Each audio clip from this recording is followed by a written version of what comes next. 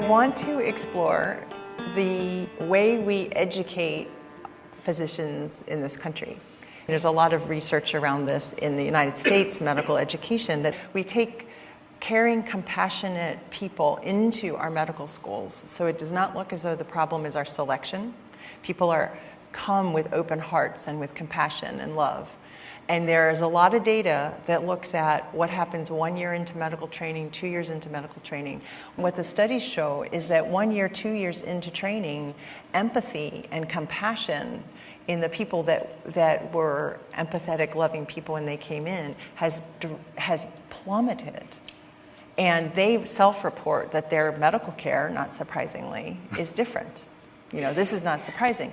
I guess the simple way to say this is, I believe if we cannot sit with our own suffering as physicians, we can't sit with the suffering of our patients.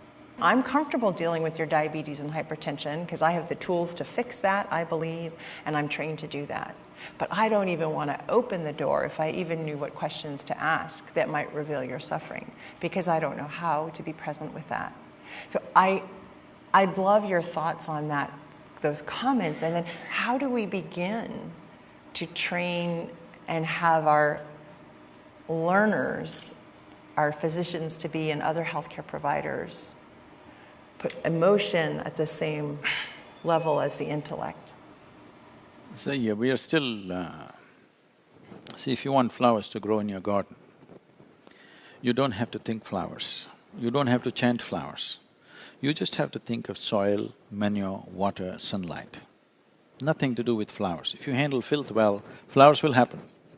Oh, that's good. If you handle filth well, flowers will happen. Write that down.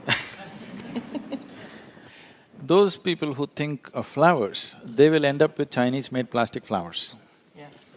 They will not have flowers. So we're again thinking of empathy, compassion, love. These are all consequences of a human being in a certain way. We are trying… see, the whole approach of the intellect is go for the fruit, goal-oriented. No, not the fruit, the root. You nurture the root, fruit will happen. Fruit is a consequence. You're shooting for the consequence without being interested in the cause. That's not going to produce long-term results. Then this is what you will end up with, something that'll work short-term, and then that itself becomes a huge problem. Right now, healthcare system itself is a huge problem. The very fact that pharmaceutical industry is the second largest industry on the planet speaks volumes about our health, isn't it? People tell me, I do not know the statistics, these are all things which are, being circulated on the internet and things like that. They say almost 37% of the medicine, all kinds of medicines manufactured in the world are consumed by Americans themselves. They don't even account for a minuscule of the population, and if they're consuming 37%, either they're paranoid about their health or really they're unhealthy. One of these things must be true, isn't it? So, we need to look at this. If you want this to enter the medical school, one simple way is, if the medical school can start in some way, we can prescribe a method with which first, one who wants to touch somebody else's body should make some effort to know about his own. Something very simple, need not be like you're not going to spend 12 years in meditation. I'm sure that's not practical for you. But I'm saying at least 12 days. 12 days, everybody can give, isn't it? Totally focused on the inward happenings of what's happening. I can do a simple experiment for you. Are you okay? If I treat you as a subject in an experiment? See, just the hands, okay? Keep all the 5 fingers together, place it gently upon your thigh. With your eyes closed, you will inhale and exhale slightly deeper than normal. All of you, most of you are medical professionals, so you know much more about these things than me. But I want you to just notice how the air fills up into your lungs, or in other words, where is the maximum expansion and contraction. As you're doing this, I will say switch. When I say switch, without breaking the rhythm of your breathing, just turn these hands over. For those of you who cannot see I'm raising this, you don't have to raise this. Upon your thigh, just turn your hand over and continue to breathe. And once again when I say switch, get back. In these two conditions of the hand or the positions of the hand, something about your breath will change. I want you to notice what it is. If you want to notice it, that what is needed is your spine should be erect, eyes should be closed, and you must be focused on the breath. If you do these three things, you will distinctly notice this. All the 5 fingers should be together. Just breathe slightly deeper than normal. Inhalation, exhalation slightly deeper than normal, all 5 fingers together.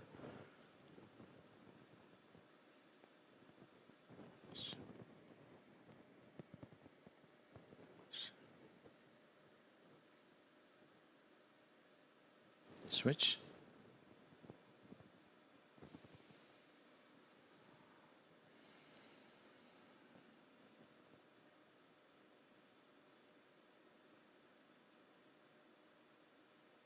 Switch again.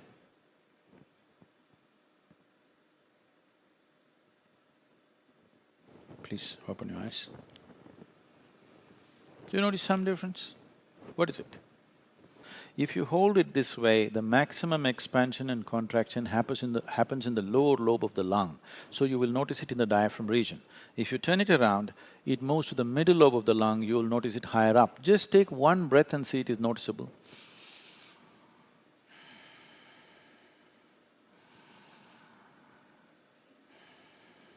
Is it so?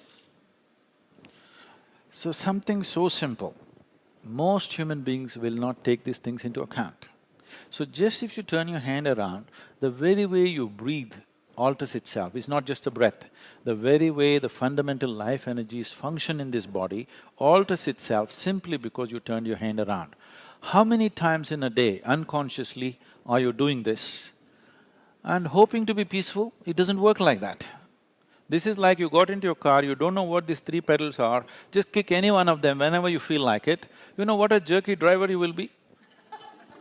That's what has happened to human beings. It is not that people do not know peace, health, love, joy, they know all these things, but it's jerky, it's not sustainable, isn't it? If you did not know a moment of peace or joy, you would be on the suicide list.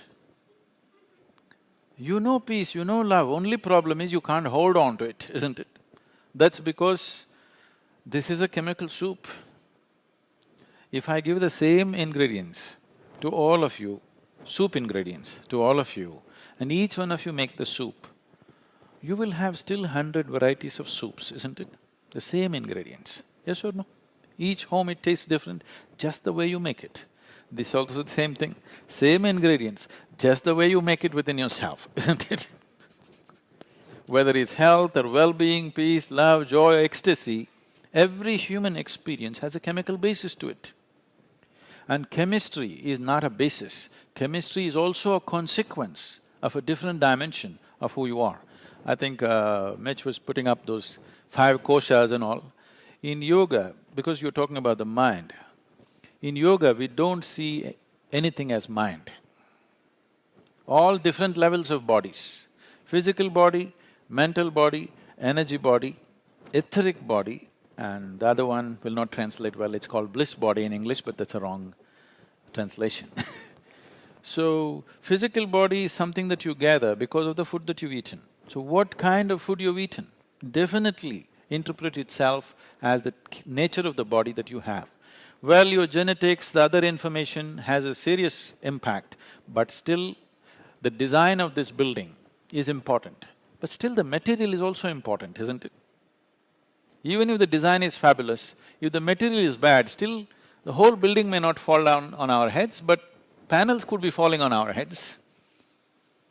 So, this is happening, we're not considering what we eat as to what is the best thing for this body.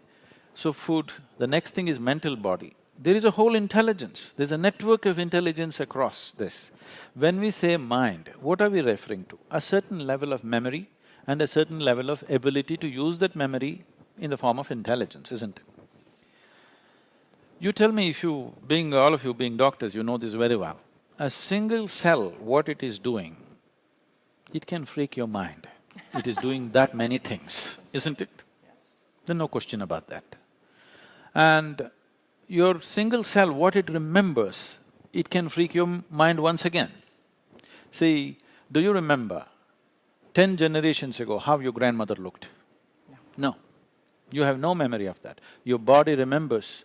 Your grandmother's nose is still sitting on your face because your body remembers. How your forefathers looked a million years ago, it still remembers, isn't it? Now, if I have to speak, I am sitting like this because I have no such thing as thought in my mind. It's very difficult for you to understand this, that's why they diagnose me as dead. Because I think with my body, I function with my body, not just with one part. So whole process of life is right now being subjected to thought, and people are stressful because what should happen on different levels of your system is all being done in one place. If it's all done in one place, just living. Most people are only taking care of their survival, earning a living, reproducing and dying one day. For that they freaked out. They're not handling some galaxies, just their lives.